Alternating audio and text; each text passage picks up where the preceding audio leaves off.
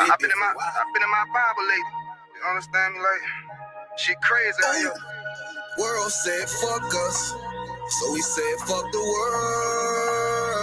You know, the world said fuck us, 24/13. so we said fuck the world. Yeah, that shit right there to the end. The world said fuck us, shall be so we saved. said fuck the world. Fuck the world. The world don't love us, nah. So we said fuck the world. Look, I know your kinfolk gone, but hold on. I know them lights ain't on, but hold on. Look, even if you feel you got nothing to hold on, I got a message. God said hold on to your sanity. I know you in a position that you ain't planned to be. With our lives, we're not addicted to gambling. You feel the pressure and the thoughts in your head are scrambling.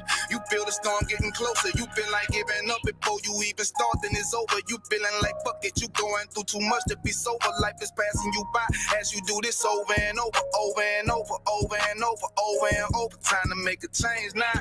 Instead of that, you fall a victim to the same now. Starting to find out that this life is not a game now. Back against the wall, couldn't run as the poor man screamed to the top of his lungs. Said fuck us, so we said fuck the world. The world said fuck us, so we said fuck the world.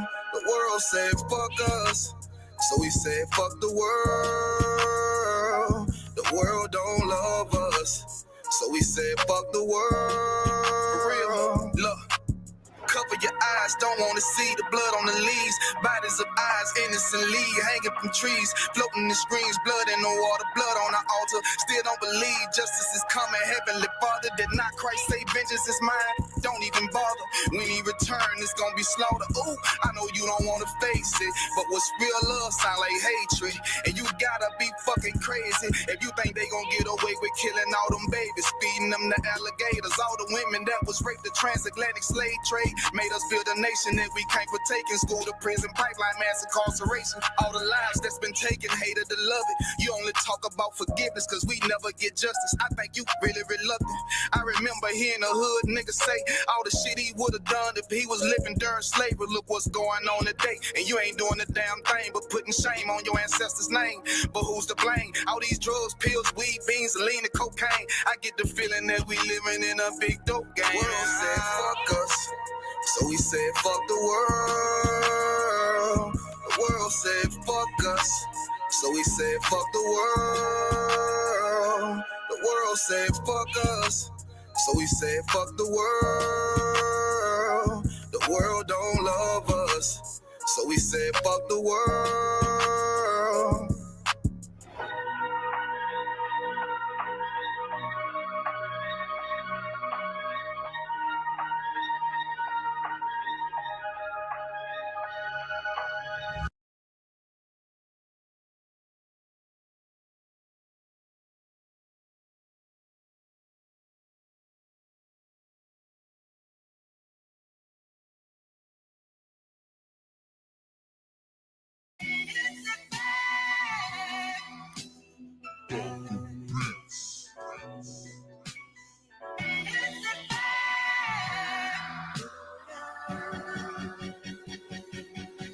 Prepare slaughter.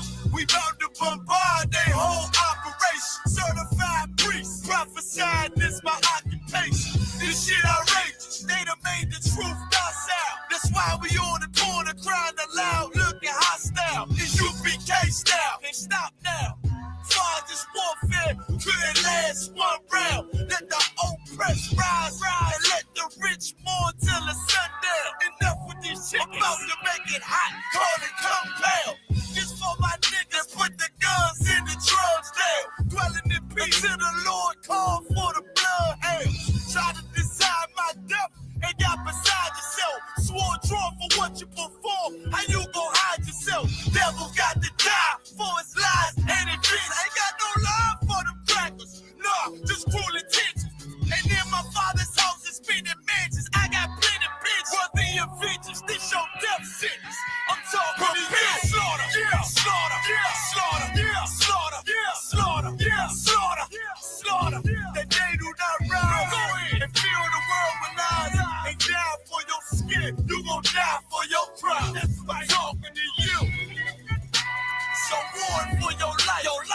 try to destroy my people, you gotta pay the price, nigga. You gotta hear, let them hear, till the devil's done the end is near. Slaughter, slaughter.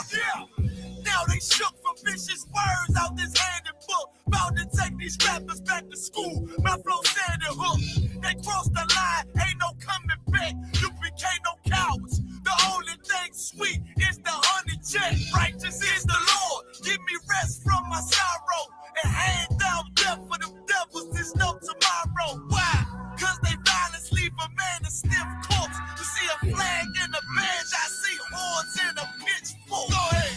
So please believe it, the white man is a demon, and I ain't gonna vote for them to free me. No. They beat us to weep, they color purple, that's why this knife till they broke like ceiling. You got this nigga on his knees, they wanna have peace. We screaming, let this bitch burn at 1,000 degrees.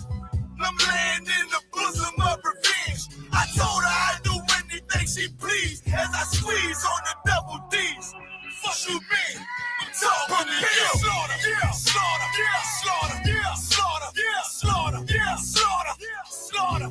That they do not rise. Go in and feel the world with eyes. They die for your skin. You gon' die for your pride. That's why I'm talking to you.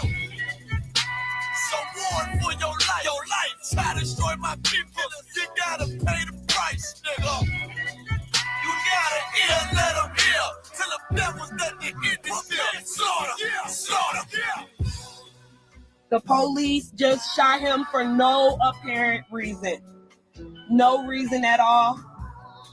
They asked for license and registration. That's the police officer over there that did it. With the black on.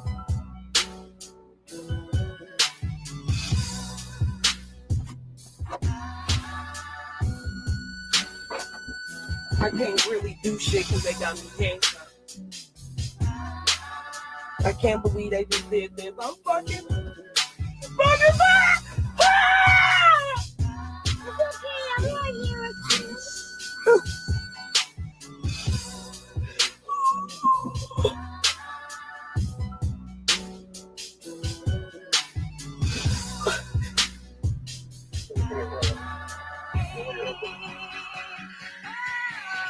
Slaughter, yeah, slaughter, yeah, slaughter, yeah, slaughter, yeah, slaughter, yeah, slaughter, slaughter. That they do not rise. Go in and feel the world with eyes. They die for your skin. You gon' die for your pride. That's why I'm talking to you. So warn for your life. Your life. Try to destroy my people. You gotta pay the price, nigga. You gotta hear, let them hear, till the devil's done the end is near. Slaughter, yeah, slaughter, yeah.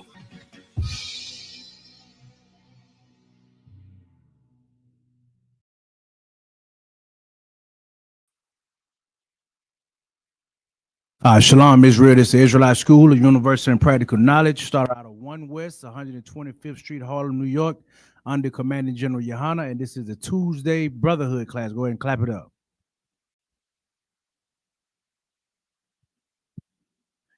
Yeah, this is the Tuesday Brotherhood class where we go into the Bible and we teach the importance of brotherhood amongst blacks, natives, and Hispanics, man.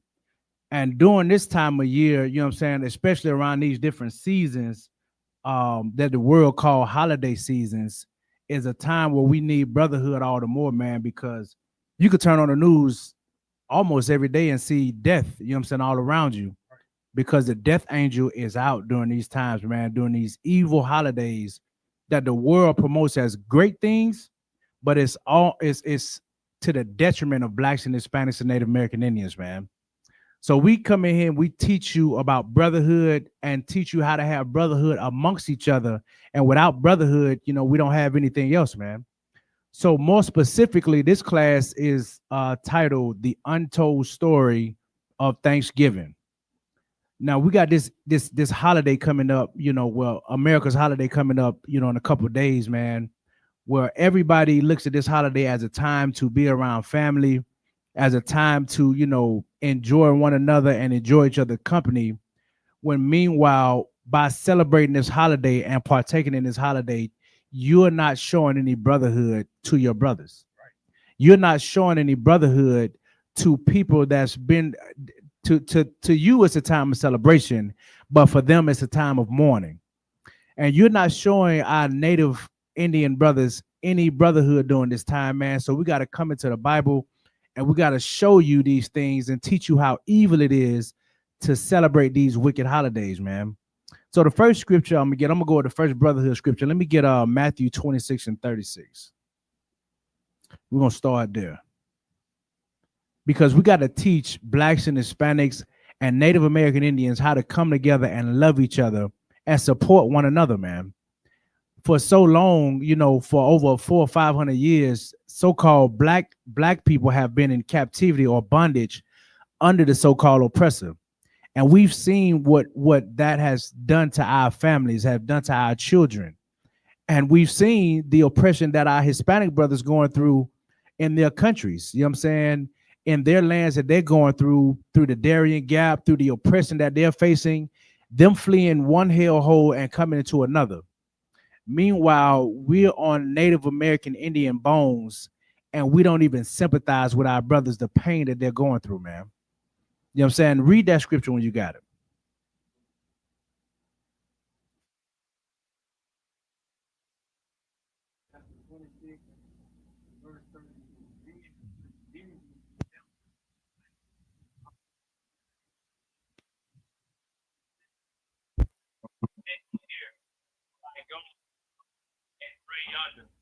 What? Wow, Salaki, what scripture you at? Matthew 26 and 30. Is that the one? Go to verse Salaki. No, that's not what I want. 25. Matthew 25 and 36. Salaki. The book of Matthew, chapter 25, verse 36. No, that's not what I wanted. To give me 1 second. Salakia. Let me get so first scripture. Let me get Matthew 25 and 36. The book of Matthew, chapter 25, verse 36. Naked and ye clothed me. I was sick and ye visited me. I was in prison and ye came unto me. Verse 37, then shall the righteous answer him, saying, Lord, when saw we thee and hungered and feed thee, or thirsty, and gave thee drink? Read that scripture from the top, Baba Kashah. Book of Matthew, chapter 25, verse 36. Naked and ye clothed me. I was sick, ye visited me. I was in prison and ye came unto me. So this is Christ saying, you know what I'm saying? I was naked and ye clothed me, and I was sick and ye fed me. When I was in prison, you came and visited me. These are things that, you know, we do in ISUPK, man. We feed the homeless. We clothe the homeless. You know what I'm saying? We visit the brothers in prison. Keep going. Verse 37.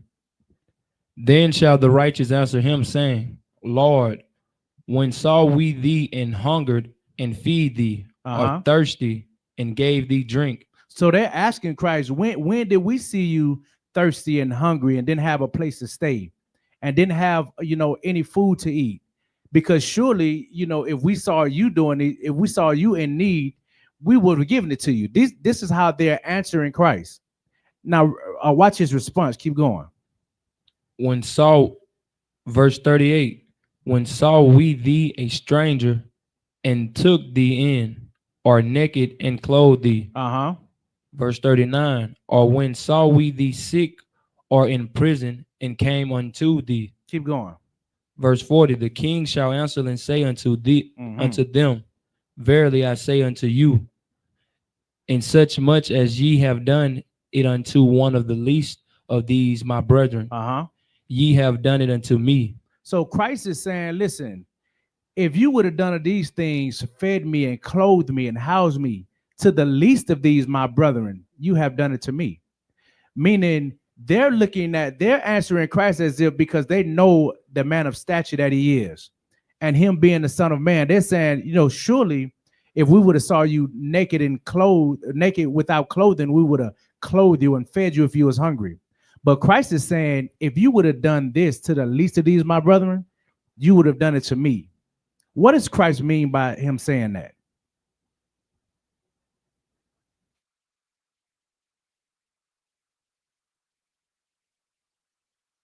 What is the lesson he's trying to teach you by telling you this? If you would have done this to the least of these, my brethren, you have done it to me.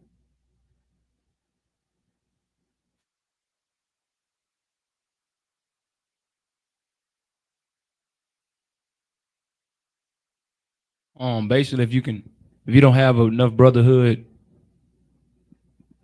for like such as a stranger, quote unquote, a stranger, how can you have enough brotherhood with under Christ? Like how can you be a brother to Christ? Yeah, that's it. You're getting that. What you got? Shit, so like if I mean, I think it's like this is like just like what we went through in Hebrew Academy I think about last week. Like you offend one brother, you offend all the brothers. Okay. You know what I'm saying? So if I offend you, yeah, I mean, Atazah should be offended also. So as the Most High was saying, I mean, Christ was saying, like, you offend any of these brothers, any of the least of these brothers, I'm also offended. You know what I'm saying? So that's what I get out of it. Well, so the context wasn't offending. It's about clothing and feeding and taking care of the brother, right? So it's more or less on the context of what Itazah is saying. It's saying you shouldn't have respect to a person towards your brother, right? Because these are things that we get caught up in. You know what I'm saying? Like we see, you know what I'm saying, quote unquote, homeless people or less fortunate people than us up and down this street every day, right? Not knowing that we're 2 paychecks away from being in the same situation as them. But we would rather go send, money to TD Jakes, you know what I'm saying, because he faked a heart attack. You know what I'm saying? You sending $20 to him when he got $30 million in the bank account, but you gotta piss test this brother, at the 7-Eleven for you to get $2, for him to get $2. What you gonna do with my $2? Are you smoking weed?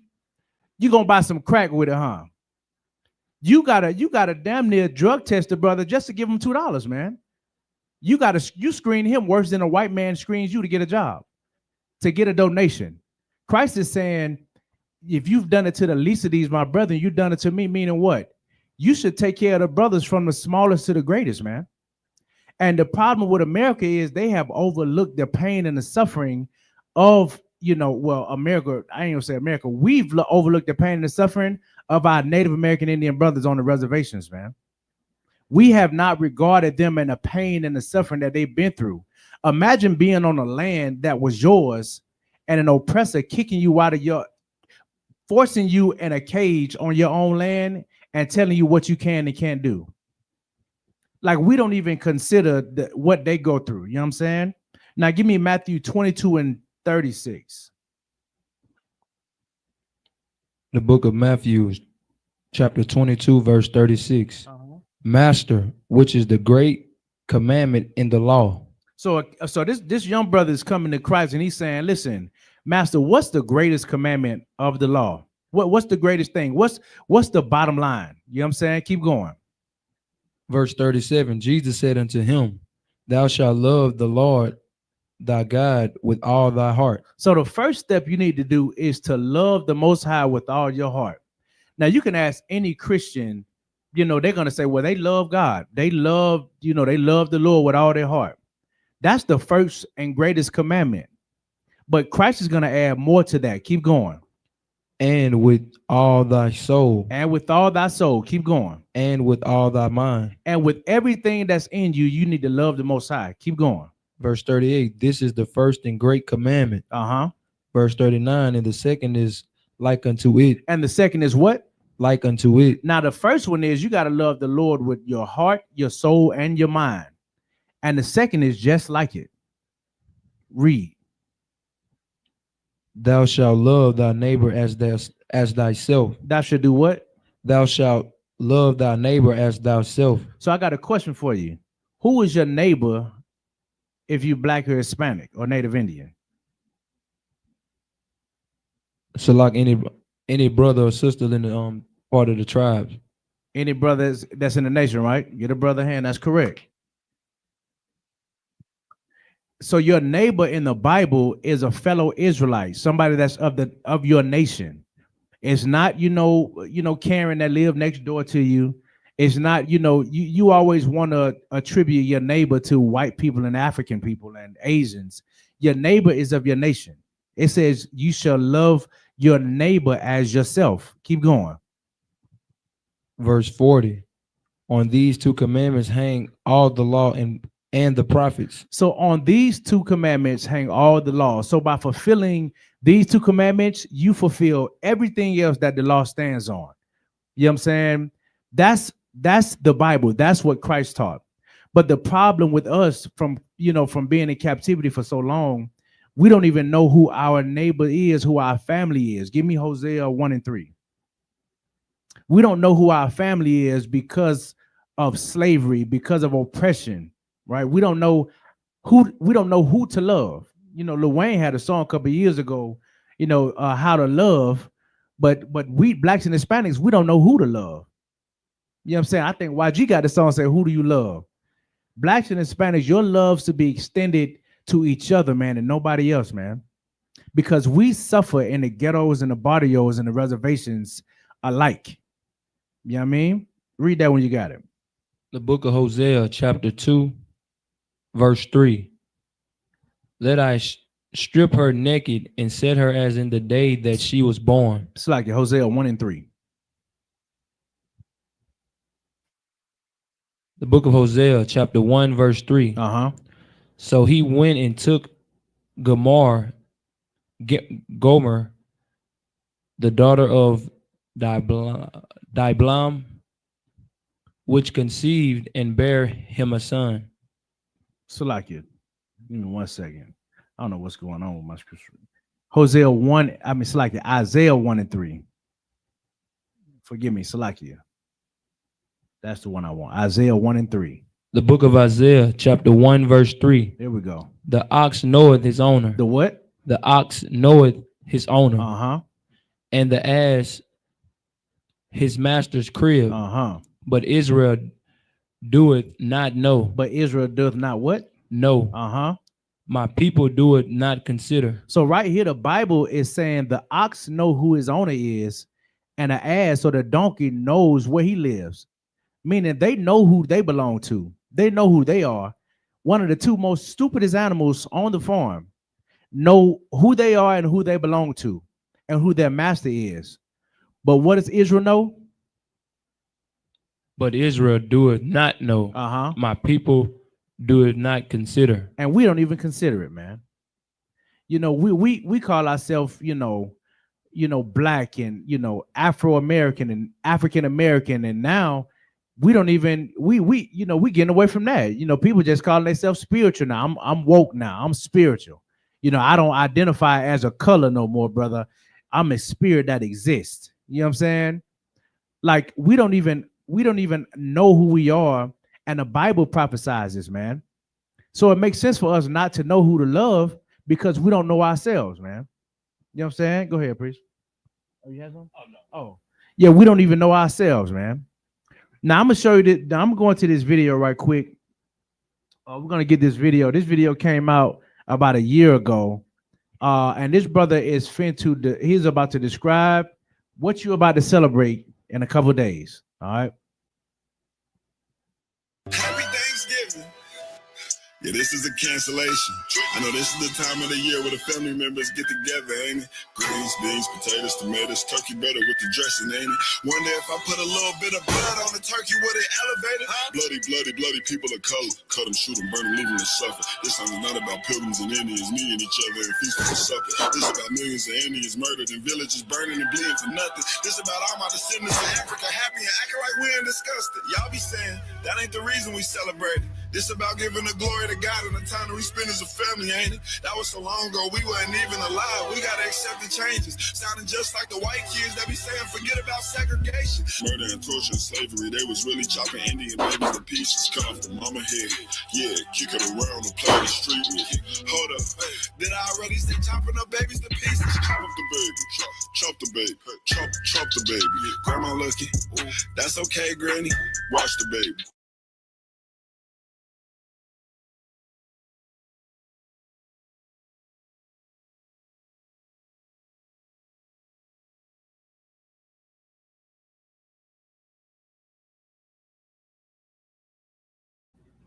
No, you 12. Hey, so after watching that video, how you feel about watching that video? What you think about that video?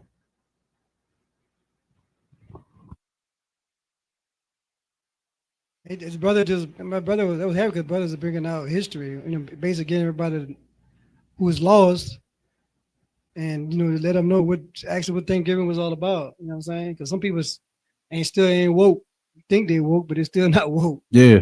Like he said, they're already making excuses. I mean, the same thing I told I was a caucus out yesterday in class. Like we all could get together doing a family reunion. I mean, brother could put that together, sister could put that together, call all the family members up, tell them we're gonna have this certain day, we're gonna do the family reunion. I mean, they put a feast together. Somebody bring the potato salad, somebody on the grill. You know what I'm saying? Why we can't just do that instead of try to do a Thanksgiving? Just do another family reunion. You know what I'm saying? Just call the people up, invite them to the house, and we go out, do turkey. You know what I'm saying? Put stuff on the grill and do it like that. You know what I'm saying? So, but it just, I guess, like I was telling all cousins, because I guess they oppressed to get them off on that day. So they feel like, well, my oppressor let me off. Let me go ahead and celebrate Thanksgiving. Right. Since everybody in America is doing it, we'll make it. So it's not wrong. Everybody in America doing it. Yeah. You know what I'm saying? But they don't know it's going against the Most High. So your people, matter of fact, your people suffer. The Native Americans suffer. You know what I'm saying? It's just like we'll celebrate slavery. Right. That's an excellent point. You know what I'm saying? Like, you're not going to celebrate slavery, right? You know what I'm saying? Just the same idea. If I go ask a Native American right now to do going to celebrate that game, he probably cuss me out. Or even better, watch this. How would we feel, so-called black people? How would we feel if they celebrated the transatlantic slave trade? Right, you're right. You understand? If they had a feast and they had cakes with slave ships with niggas hanging off the side, you know what I'm saying? And they couldn't. How would we feel? Right. It's a slap in the face, man. In the face. You know what I'm saying? But the water for that. You know what I mean? How you feel about the video? What stood out about what stood out? You seen that video before? What stood out about the video? Just the whole backstory of it, man. It's really, that's just crazy to me that people still celebrate Thanksgiving. Real talk. Real talk. That's it. What about you? So what you think about the video? People saying like how the oppressor try to tell like us that slavery was so long ago, like we shouldn't, like take it to heart because we weren't there, so it's okay. It's the same as with Thanksgiving, like us saying, okay, well, we weren't there, so we still should be able to, engage in Thanksgiving, like, but not thinking about our brothers, right, who actually, they were killed. That video came out, you know what I'm saying, a couple years ago, man, and that video displayed the evil of the oppressor, man. It put it to the forefront, and he's making a song about it, but he's putting to the forefront the evil of your so-called Thanksgiving and what you decide to, to celebrate. Because, a better question is, are we pilgrims? You a pilgrim? Are you a pilgrim? Are you an Indian? Or most black people say I got a little Indian in my blood, right? But are you? So if it's like if you're not even a pilgrim or Indian, why are you even in? Because we was taught what? That was about pilgrims and Indians. So why would you even, if you didn't even think that's about you, why would you indulge in that celebration, man? And it's an evil thing. It's an absolute evil thing. And we don't show the Native American Indians any brotherhood because we forgot history. We don't know history. You know what I'm saying? We don't know history. Now we're finna read a little excerpt out of a book called The Black Indians. The Black Indians. We're gonna read a little excerpt out of the book called The Black Indians. And The Black Indians is an excellent read, and it just shows you the characteristics of our Native American Indian brothers. All right. So read that when you got it. Khan, the first African brought to the New World by European slaves, probably arrived in April 1502 aboard the ship that brought the new governor of Hispaniola, Nicholas de Ovando. Soon after they landed, some Africans escaped to the woods and found a new home among the Native Americans. So stop. So it says that African Americans came over here on slave ships, and when they got off the boats, they escaped and they found new homes among Native American Indians. Right. Keep going. Later that year, Governor Ovando sent a request to King Fernando that no more Africans be sent to the American. Uh-huh. His reasons were simple. They fled amongst the Indians and taught them bad customs Uh-huh. and never could be captured. And never could be captured. Now, do you know why they couldn't capture us? Now, if you read more in the book, it would tell you that the Indians would buy us from the Europeans and let us marry their daughters to free us from slavery. That's what the Native American Indians did for so-called black people coming over here through the transatlantic slave trade, and through coming from the island of Hispaniola and things like that. The Native Americans, they hid us, and they fed and clothed and housed us and kept us safe from the oppressor when he was trying to kill us, man. That's why you will read in the book, and the book goes into further detail about how they had to create a great gulf or a distance between us because we were so close together, man. Now, I don't know about you, man, but that sounds like they showed so-called black people's extreme brotherhood, man. Right. For them to be on their own land and them going through the things that they going through, and they still trying to help you out. And what do? That turkey is so good to you, huh? That cranberry is so good to you that you would spit in your brother's face, man. And like I said earlier, man, we don't know who we are as a people because the Bible says that we will lose our identity and our heritage, man. So that way we don't even know how to show brotherhood to each other because we don't know who we are as a family. So now let's go to Genesis 49 and 19. I'm going to show you who the Native American Indians are from a biblical standpoint. Yeah, 49 and we'll go to 11. Genesis 49 and start at verse 1. Go to 49 and 1. Okay. This is the book of Genesis, chapter 49, verse 1. And Jacob called unto his son and said, gather yourself together, that I may tell you that which shall befall you in the last days. So this is what Jacob is doing. Jacob is about to get ready to pass, and he's about to, as a good father, as a traditional heritage, he's about to tell his sons things that are going to happen to them in the future. He's going to predict to them things that they're going to go through, and he's going to basically outline their characteristics as a people before he passes. All right. Go to verse 2. Oh, no. Keep going. Verse 1. Keep going. That I may tell you that which shall befall you in the last days. So he's going to tell you what's going to happen to you, the tribes, his sons, in the last days. So these are characteristics, right? And if you know anything about, the Bible, these are characteristics that identify the nation of Israel in Genesis 49 and Deuteronomy 33. These are characteristics, how you identify, and how spiritual markers, how you know who we are as a people. All right, so skip down to verse 11. Verse 19, Slakia. No. Yeah, verse 19. This is the book of Genesis, chapter 49, verse 19. Gad, a troop shall overcome him. So the Native Americans, their biblical nationality is the tribe of Gad. It says that Gad, a troop, Salakia, Gad, a troop shall overcome him. What is a troop?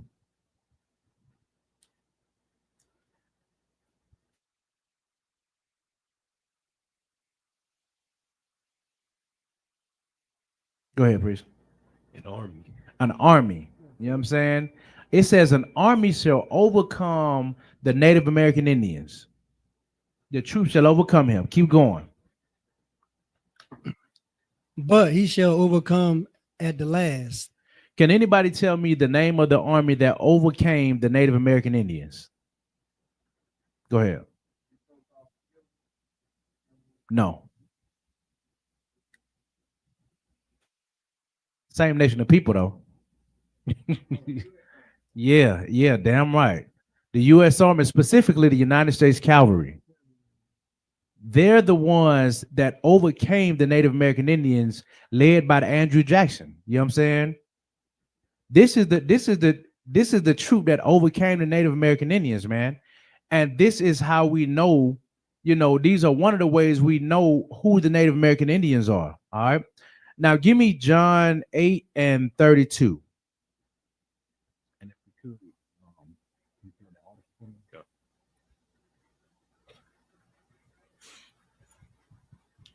And read that when you got it.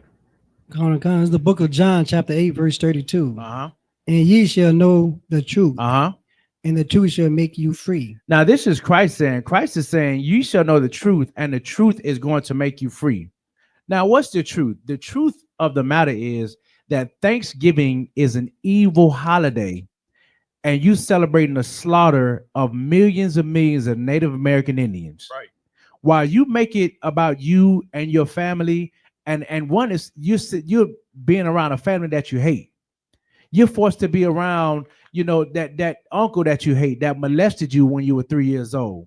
You're forced to be around that cousin of yours that can't stop stealing the money from you, that drunk uncle of yours, that messy auntie of yours. You're forced to be around a family that you hate, but you disguise it under the premise of God and family. Thanksgiving is an evil holiday that was created by the white man to celebrate the slaughter of the Native American Indians, man. That's the truth of it. So whether you try to, wrap it up in a gift and put it in any other time of way, you can't get around it, because you're going to learn the truth about what Thanksgiving is tonight. All right. So now we're going to get into this article. So this article right here is titled "The Real Story of Thanksgiving, the Story of a Massacre in 1637. So this article right here is from, from a devil, a Susan Bates. Now she wrote this article, and she's going to break down the history of Thanksgiving, of what you celebrate today as Thanksgiving. All right. So we're gonna go ahead and read that. I'm gonna start right there. What's that? The article? All right, so Google. Yeah, you can Google this article. If you just Google the real story of Thanksgiving, Susan Bates, it pops right up. All right. Now we'll go ahead and get into this article. This is the article, "The Real Story of Thanksgiving, Story of a Massacre, 1637. The real story of Thanksgiving, explained by Susan Bates, doesn't have quite the same fuzzy feelings associated with it as the one where the Indians and Pilgrims are all sitting down together at the big feast. We're going to keep going. We all need to learn the painful history of Thanksgiving so we do not live in lies. Abraham Lincoln proclaimed a day of Thanksgiving in 1863. The federal government declared the last Thursday in November as the legal holiday of Thanksgiving in 1898. So now this is what you all celebrate today as Thanksgiving, the last Thursday of the month, right before, Black Friday. This is what you all celebrate today as Thanksgiving. But like the woman said, is you got to know the real story so you stop living in lies. Right. That's the thing about knowing the truth. The truth, that's why Christ said it. You shall know the truth, and the truth shall make you free. It didn't say the truth is going to make you feel good. And it didn't say the truth is going to make you gain friends or get closer to your family. The truth is going to set you free from that bondage or captivity that you have in your mind, that Thanksgiving is about God or family, because it's not. Thanksgiving is about murder and slaughter of the Native American Indians, right. Your brother. All right. Let's keep going. If I may, please. If you, based on what this, and I'm glad you went into this, based on what this just said, if after watching this class, reading this article, and finding out the truth about Thanksgiving, if you still choose to partake in Thanksgiving, then that means you forfeit any credibility to be able to speak on any Black matters. Damn. Because you are choosing to live a lie. Right. You're choosing to live this lie that you're learning about that you know is an absolute lie. Like it. Nah, get that priest a hand, man. We don't want it. We don't want to hear your prison politics and what you think a black man is or a black woman is or the state of the black party. You know what I'm saying? We don't want to hear your social economic plan. Hell, because you're just gonna continue to live a lie anyway. Right. You have no solution, man. You know what I'm saying? All right, let's keep going. Please go ahead. And after the holiday season, after Thanksgiving, Christmas, New Year's, we're gonna be going into Black History Month. Right. And right after that, I believe it's what is it, Juneteenth? Right. Good night. You know what I mean? And it's gonna be a whole lot of blackity blacks coming out of the woodwork. Right. So I want all the blackity blacks, all the so-called woke brothers and sisters. You know what I mean? When you pull them dashikis out, remember that turkey you ate as well. Remember that stuffing and the candy yams and the ham and all of that. Remember that when them protests start coming out when another Black, Hispanic, or Native American brother or sister ends up losing their life at the hands of a police officer or some oppressor with a gun or during a school shooting. Remember that turkey that you wanted to stuff in your mouth. Right. And what the priest said is absolutely correct, man. Remember that. And not only should you remember that, but God is going to remember that. Right. You know what I'm saying? Let's read that when you got it. However, the meaning of Thanksgiving for Native Americans is filled with painful history, which has been covered up with the Pilgrims and Indian story. Most of us associate the holiday with happy pilgrims and Indians sitting down to a big feast. And that did happen once. How many times? Once. The story began in 1614 when a band of English explorers sailed home to England with a ship full of Patuxet Indians bound for slavery. So it said that this feast happened once, but the beginning of it started with a ship full of Indians sailing from England, going into slavery. So that's the beginning of your Thanksgiving holiday, right? Slavery. So remember that when you're talking about reparations, and remember that when you're talking about nobody understands the conditions or the plight of so-called Black people. Remember the beginning of this so-called holiday or hell day that you celebrate. It starts with one people going into slavery. All right, keep going. And if I may, please. And this also shows that the Indians and Native Americans who we try to discredit and say aren't the Lord's people, are the Lord's people according to Deuteronomy 28 and 68. They went into slavery just like Black people. Right. You know about the transatlantic slave trade. They went into captivity via slave ships as well. We reading it right here where they sailed to England from America on cargo slave ships. Right. They left behind smallpox, which virtually wiped out those who had escaped. But by the time the Pilgrims arrived in Massachusetts Bay, they found only one living Patuxet Indian, a man named Squanto, who had survived slavery in England and knew their language. So when those devils left, they left blankets for the Native American Indians with scurvy, with smallpox on it, as a war tactic to unalive the rest of them. Right. You know what I'm saying? Now you think about these evil pilgrims or these evil oppressors, how cruel they are to, the Lord's chosen people, man. They left behind blankets to give people diseases that they couldn't cure, because before then, the Native Americans, they lived on the land. They understood the land. They understood all manner of trees and, healing things of that nature, roots and all these things that heal. And they come and bring some scurvy disease from England, that they getting from ships or whatever they getting them from, to pass it on to the Native American Indian brothers as a war tactic to unalive them, right? Now, it says that this young brother, Squanto, it said he survived slavery in England and knew their language. How do you think Squanto survived slavery in England and knew their language? Well, obviously, he was a slave, right? So Squanto is a young slave boy. Now, we're going to keep reading on Squanto. Keep going. He taught them to grow corn and to fish and negotiated a peace treaty between the Pilgrims and the Wampanoag Nation. Now, stop. It says now Squanto, after they left these blankets to unalive the Native American Indians, Squanto taught them how to fish and taught them how to grow corn. Why do you think Squanto did this?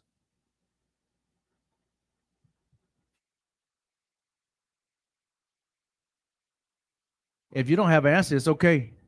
He did it for his survival. Man, he probably had no choice. Just like we didn't have a choice in slavery to do certain things. We got a lot of our brothers were very skilled in different crafts. When the white man found out what we were skilled in, we were forced to do them things. So he was good smithman. You know what I'm saying? So brother was good in agriculture and how to plant stuff. You know what I'm saying? Because we was up in there, the sugar cans and the cotton, we think did all that stuff. Right. You know what I'm saying? So we knew how to plant, we knew how to get the soil right for the plant stuff, you know what I'm saying? So so the brother probably had no choice. I mean, we either gonna do it or he gonna get alive. Okay, that's one way to look at it. I can get this brother. What you got? So that he can try to stop them from slaughtering the families, try to be the best slave he could possibly be. But growing up in school, they told us about Squanto, but basically they said like when the Pilgrims came over and stuff like that, they didn't have any food, and he was like a young man, like a young slave that was productive and knew how to hunt and stuff. So he was the one that went out to help gather the Thanksgiving, to get the meals and everything, so that they can have a feast day. That's what they taught in school. Like, okay, that's one side. What you got, Priest? Well, Salaki, I was just gonna say, what Yawash said. It sounded like he did have a choice. He either could have seceded to the will of his oppressor, or died.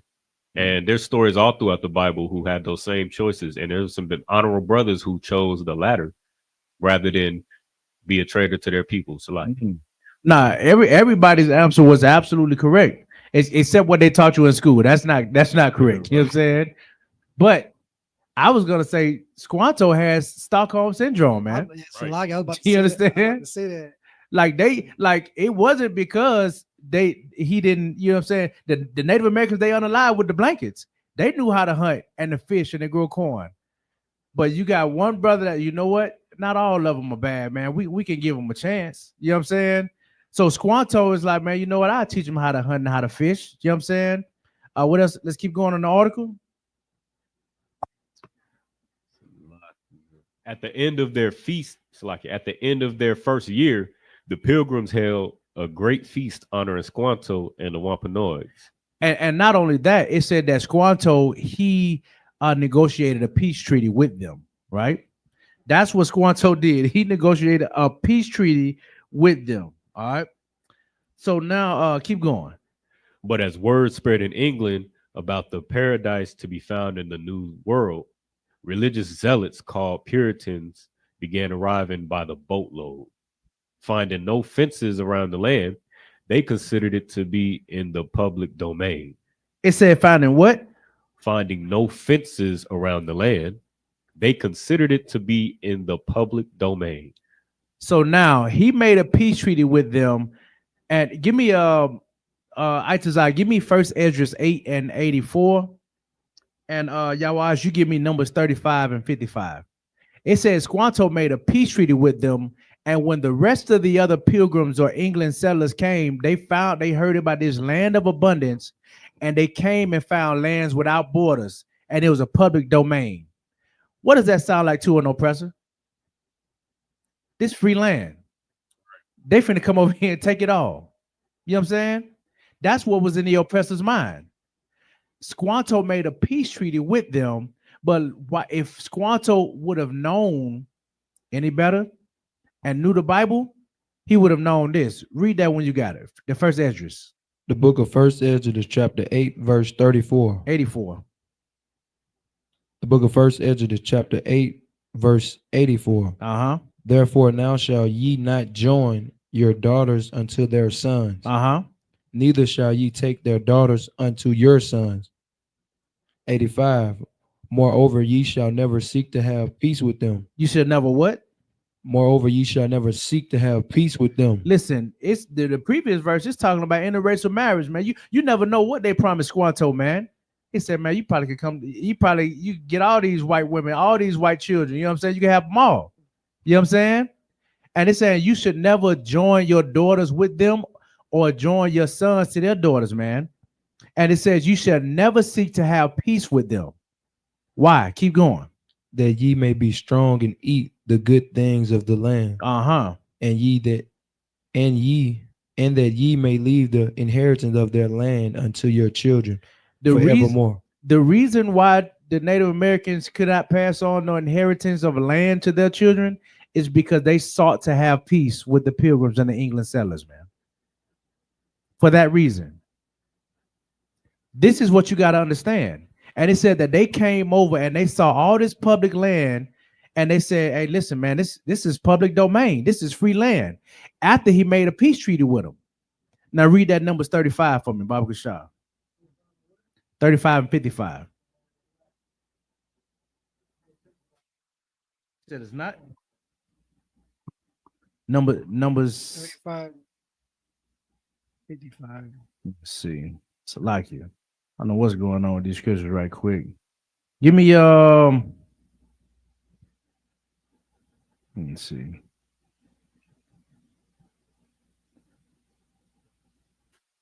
Like let's what you got?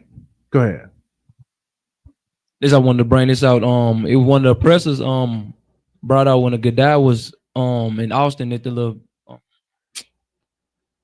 last podcast. He said the people were talking about how it's not a crime to take reserved land. And I was just looking it up. It said, yes, it is not legal to take reservation land without a proper consent or fair compensation. The federal government holds most Native American lands in the trust for the benefits of tribes and individuals.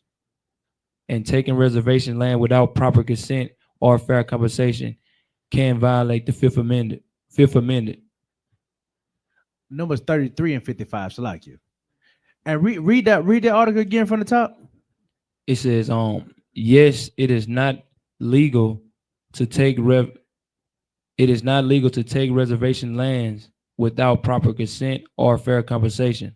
The federal government holds. Wait, slow that down. They say it is not legal to take reservation land without proper consent or what? Fair compensation. Fair compensation. What is fair compensation from a Native American Indian, from an oppressor to a Native American Indian? The same way he got my grandfather 100 acres, either you give me this or you die. That's fair compensation.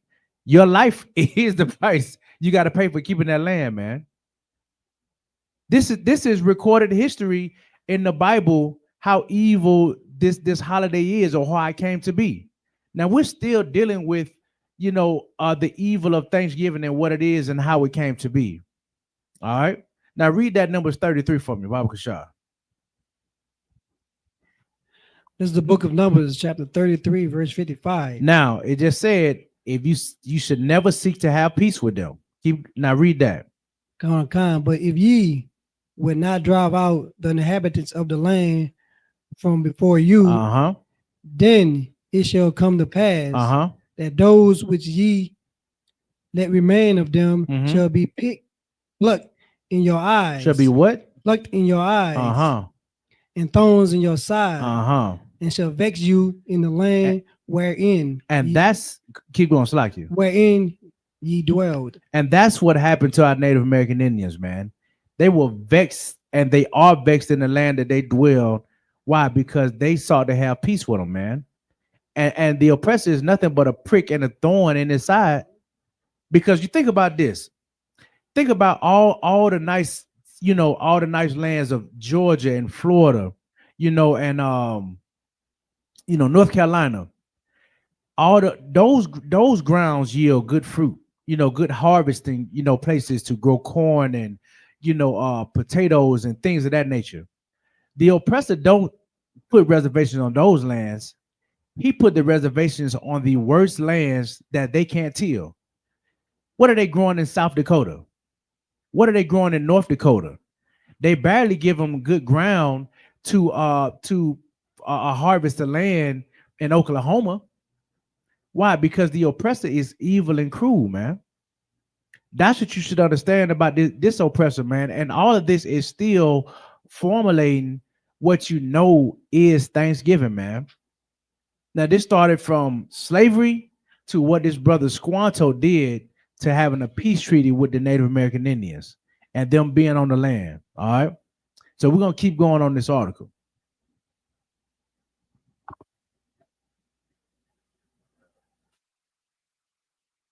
If I could, hey, y'all watch, could you read this right quick?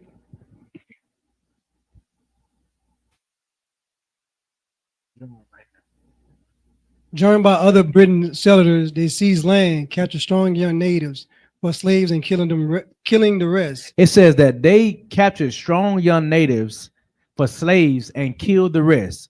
Who are the people that they killed? The men, the women, and they kept the young children. Because why? If you can teach a child at a young age that I'm not bad, I'm not a bad person, I'm here to help you, they're going to believe that lie. You know what I'm saying? So it says that they killed, they unalive the Native Indians during that time. Keep going.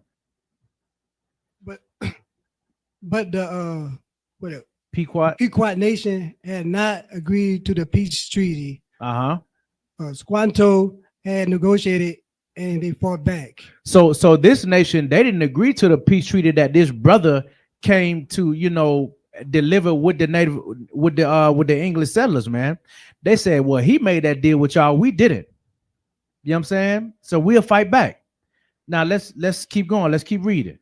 The Pequot Wars was one of the bloodiest Indian wars ever fought. It was what? One of the bloodiest Indian wars ever fought. In 1637, near present day Groton, Connecticut, over 700 men, women, and children of the Pequot tribe had gathered for their annual Green Corn Festival. So this right here, so it says that the Pequot War was one of the bloodiest Indian wars that was ever fought. And it says that during this time, they gathered together for their annual Green Corn Festival, which they said, which is our Thanksgiving. Now, this is that one festival that they set down that we read earlier in the beginning of the article. Now, this Green Ear Festival that they're talking about, or this Green Corn Festival, was what the Native Americans did when during the harvest time or the fall came, where they would go and they would get the corn. They would go and harvest the corn and the potatoes and the starchier vegetables. You know what I'm saying? This is why during that time, we have, ever noticed during the wintertime or the fall months, Granny will whip up some of that fall stew. You know what I'm saying? You don't eat stew in the summertime. You know what I'm saying? Put the potatoes in there and the corn. This is all traditions that our Native American Indians did, because they would when they would harvest the corn and the potatoes and things like that, they would have a feast and say, okay, well, this is time of year. You know what I'm saying? So this is what they did. This is what their tradition, where they came together. Now, give me Ecclesiasticus 12 and 10. Now, give me that Ecclesiasticus 12 and 10. Now, this was their annual feast that they did to signify a change in the season, that they would now make stews, and because of the different vegetables that was harvested around this time of year, the pumpkins and the things of that nature, right? Now, when you got that, you go ahead and read that. The book of Ecclesiasticus, chapter 12, verse 10. Never trust thine enemy. Do what? Never trust thine enemy. What does the Bible say? Never trust thine enemy. The Bible says you should never trust your enemy. If you Black, Hispanic, or Native American Indian, you have an enemy. And that's the so-called oppressor. And that's every other nation that's not your family, man. The Bible says you should never trust your enemy. Why? Keep going. For like iron rusteth, so is his wickedness. Just like iron rusteth, so is his wickedness. So just like you can guarantee iron is going to rust, you can guarantee that the oppressor is going to be wicked, man. You can guarantee that.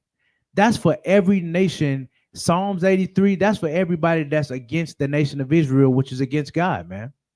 You can guarantee that they're going to be evil. And you're going to see how evil they are. And when we continue reading this article, all right?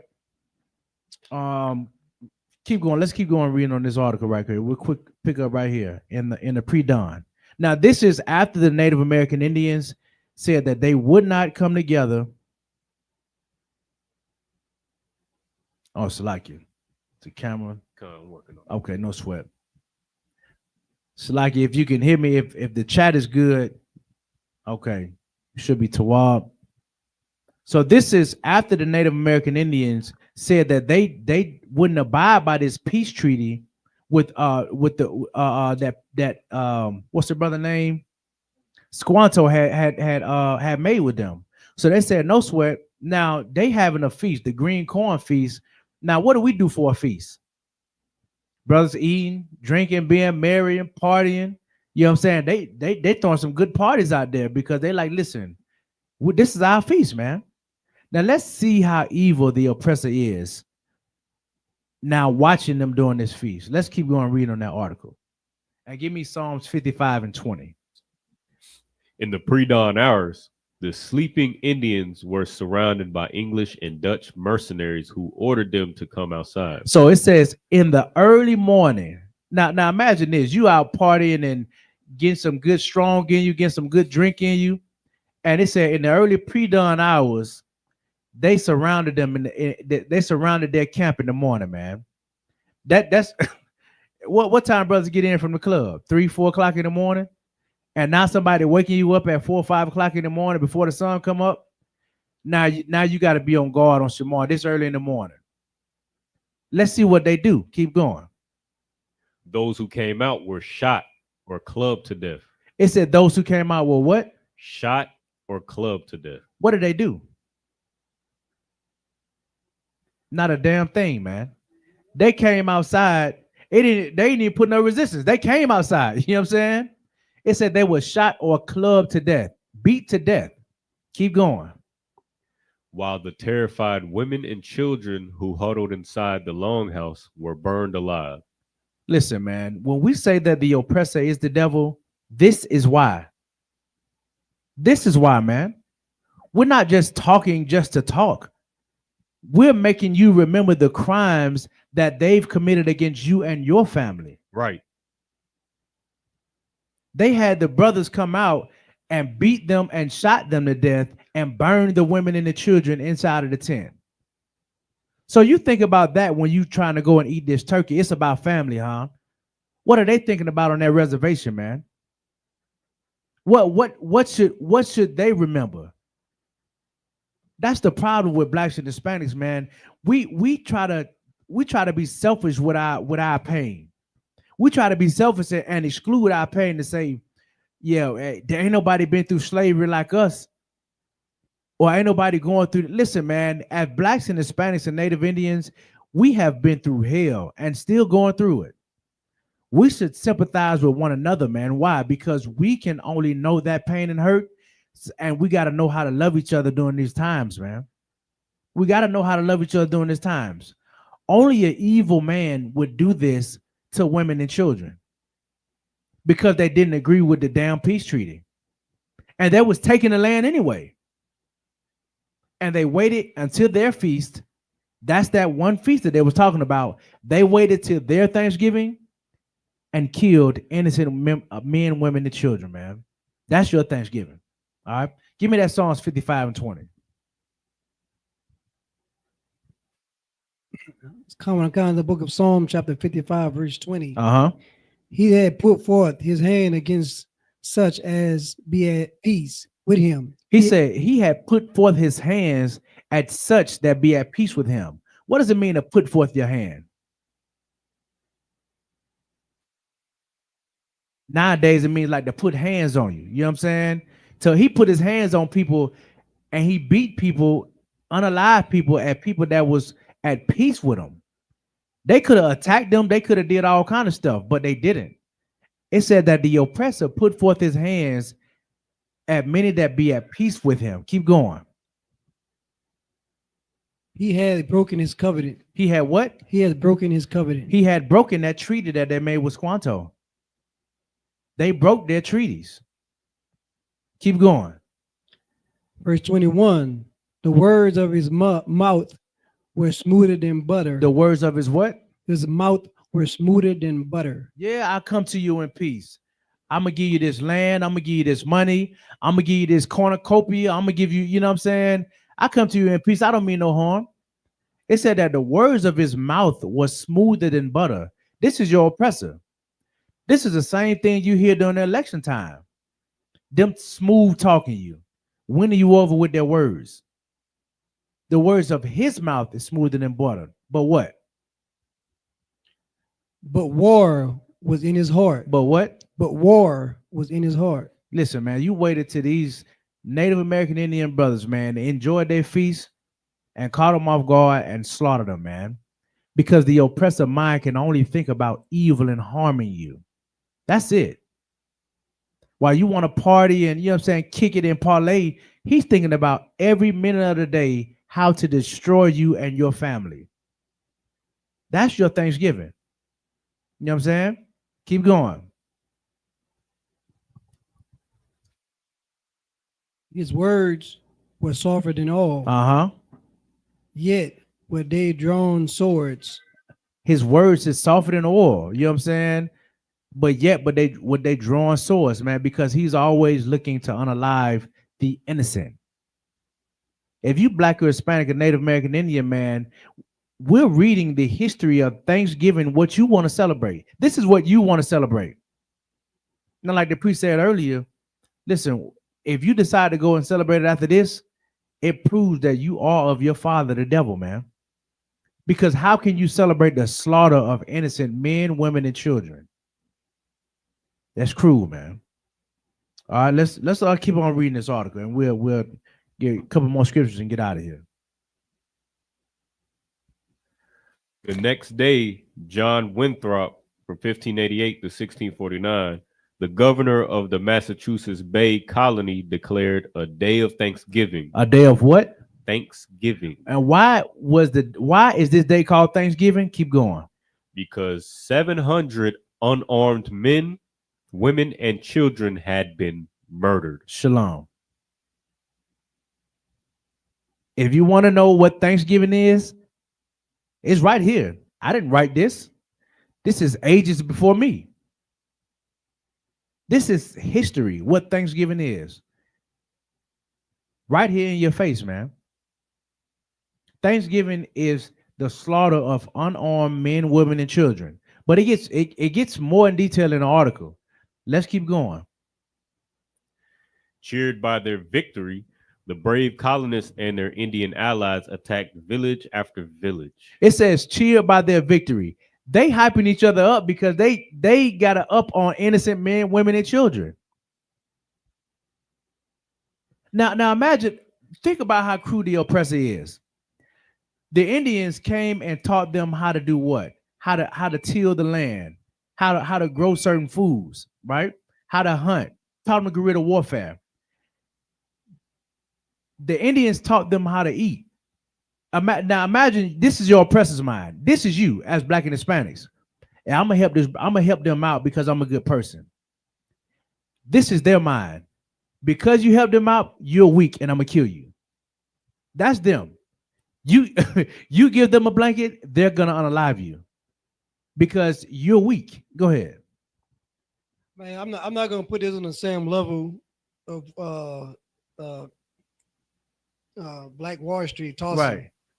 Because pretty much, you know what I mean, they didn't want to see us prosper. Right. They didn't want the Indians, so they got enough of what they needed from the Indians. Right. So if they keep on, the Indians still be there, they know the Indians are going to take over eventually. Right. So the only way they had to do is get rid of the competition. That's it. So that's pretty much what the Black Wall Street was. We was competition. That's it. And they had to blow down Wall Street, toss us just so they could eliminate the competition. That's when this oppressor sees that you can do anything and that you have this is how cruel he is. When he sees that you have a heart, he's going to unalive you because he's evil. You understand? We was minding our own business in, Black Wall Street, Tulsa, Oklahoma, when America was in a Great Depression. America was suffering the worst financial crisis it had ever seen, and black people were minding their business over there in Tulsa, Oklahoma, and whatever devil said, a brother whistled at her, and they unalived him. Right. That's what happened. Because we're not a violent people and they are, they prey on your weaknesses. This is why that God so loves everybody. This is why that doctrine is the tool that they use against you. Right. Because they know that you're weak. You understand? So man, that was heavy because like the Black Wall Street, like they seen how we were prospering, and like I said, we was competition. It's like the Great Depression. The problem was they was upset because when they just started seeing white men and white women started eating out the trash, they know it became a problem. Real talk. You know what I'm saying? So that's the reason why the Great Depression, when they started seeing white men and white women eating out the trash can, picking out food. Yeah. And then we got black people over here living it up, and starting their own economy, got their own bank, got their own stores, got their own doctor, got their own lawyer. They couldn't see that. Yeah. They can't see that we being superior than them. We always had to be for inferior. So you know what I'm saying? So and that's all it is, man. Like they couldn't handle the fact that these Native American Indian brothers, our brothers was over here, they was thriving, man. Had their own societies, had their own, justice systems. Now, they were over here doing some, whatever stuff they was doing against God. You know what I mean? They wasn't all the way, right? But they was over here thriving without the oppressor. And the oppressor said, you know what? These people, I see a vantage point. I see that they're willing to help us. So let's unalive all of them. You know what I'm saying? That's the Thanksgiving that you serve and you celebrate and you love. All right. Let's keep going on that. Now it's heavy what he just said because they didn't pull themselves up by their bootstraps like they tell us. Good night. To work so hard for the American dream and all of that. They plotted on us like you just said. It's like good night. And that's absolutely correct, man. They didn't have to get it out of the mud and stop complaining about it. They just, cock the 45 back. Right. You know what I'm saying? And they just gonna go and unalive and sexually assault people because that's their nature. You know what I mean? Now let's see what else they did. Keep going. Women and children over 14 were sold into slavery while the rest were murdered. Now you can understand what happened to these young sisters. You know what I'm saying? That's why on our wall now, that Never Forget wall, it's still happening today. Why so many Native American young sisters are being kidnapped on the reservations right now. They're being kidnapped because of their tribunal rules that they have. Any oppressor can just go onto a reservation and he won't be subject to the laws of the land. So that's why it's such a high trafficking, a high sex trafficking and a missing person thing on the reservations because they don't have any rules to govern the so-called oppressor to this day. You know what I'm saying? Now let's keep going. Now let's see. Now, not only were they unaliving innocent men, women, and children and taking the young girls, watch how cruel it gets more in depth. Keep going.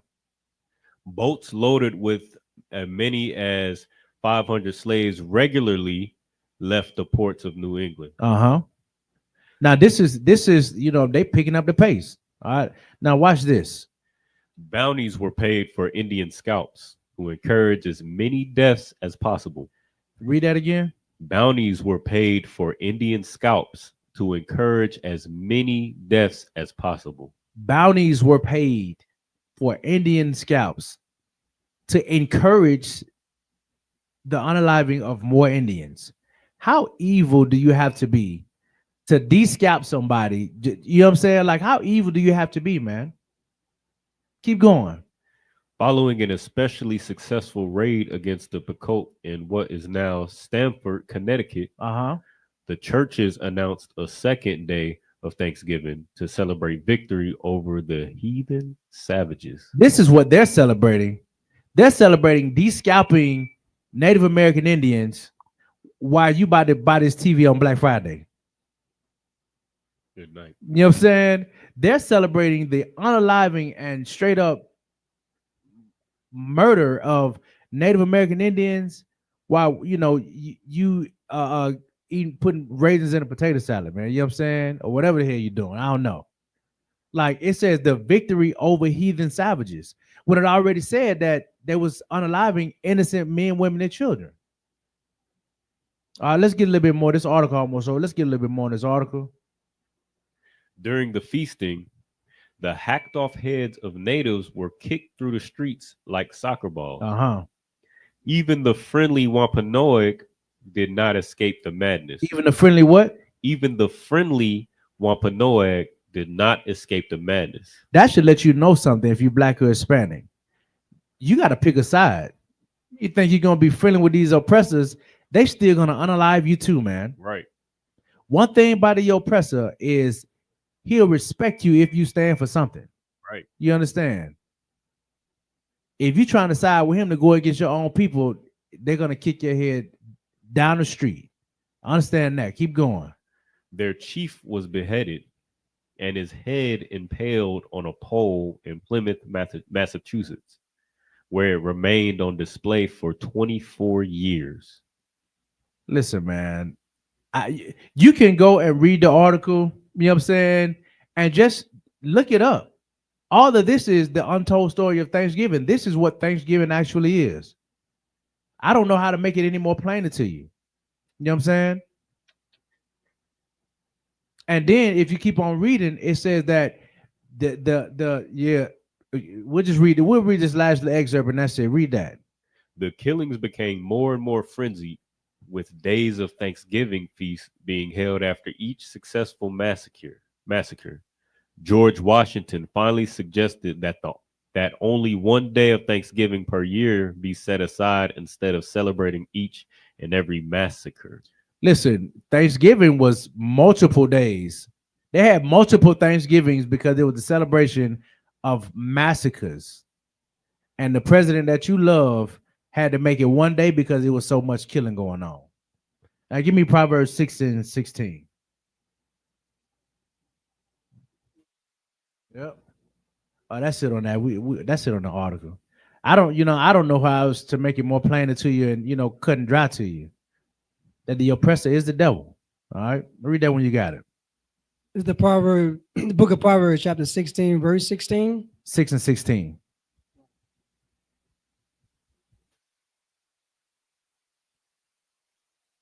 Come on. It's the book of Proverbs, chapter 6, verse 16. These 6 things do it the Lord hate. Yea, 7 are an abomination unto him. So the Bible is about to describe 6 things or 7 things that the Lord hates. All right. Now I want you to pay very close attention to this. Read. Verse 17. A proud look. A proud what? A proud look. Why do you think they hung that head on that statue and hung it for 24 years? Or that Comanche chief? Because they was proud of what they did to the Native American Indians. The Lord says he hates a proud look. Keep going. A lying tongue. A what? A lying tongue. The Native American Indian calls the white man what do you call a priest? He said he had a forked tongue. He had the snake of a tongue, a lying tongue. Keep going. And hands that shed innocent blood. Thanksgiving. Keep going. Verse 18. And heart that devised wicked imaginations. Feet that be swift in running to mischief. And that's all your oppressor does, man. A wicked heart that devises wicked imaginations, man. All these scalping somebody and bringing it as a prize. That's a wicked imagination, man. Only an evil, cruel man can take pride and joy into that. All right, keep going. Verse 19. A false witness that speaketh lies. And he that soweth discord among brethren. And he that what? Soweth discord among brethren. He that soweth discord among the brethren. You know what the white man has done? He has sowed discord among blacks and Hispanics and Native American Indians to teach us that we're not brothers, man. To teach us that we're not a family. to teach us that we're not under one banner. That's what he's done. All right. Now give me 1 John 4:20. This is my last scripture.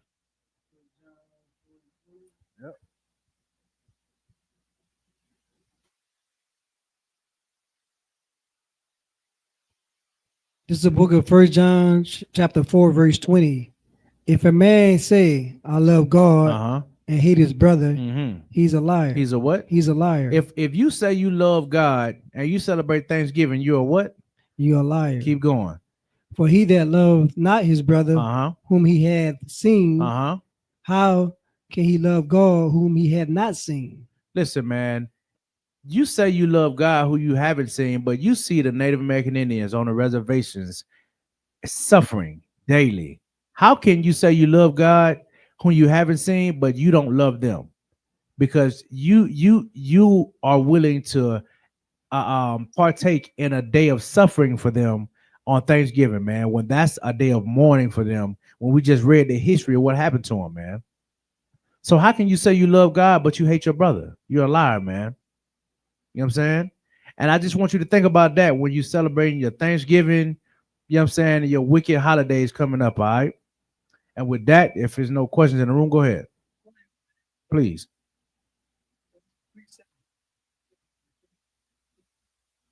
Oh, let's get it.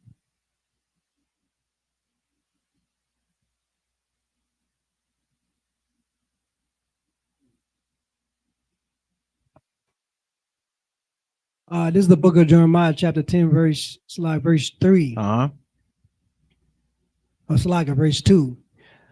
Thus say the Lord, learn not the ways of the heathen, and be not dismayed at the signs of heaven, for the heathens are dismayed at them.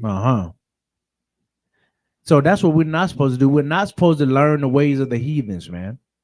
We're not supposed to learn. You celebrating Thanksgiving because you think it's a time for family, when Thanksgiving is a celebration of the unaliving of Native American Indians.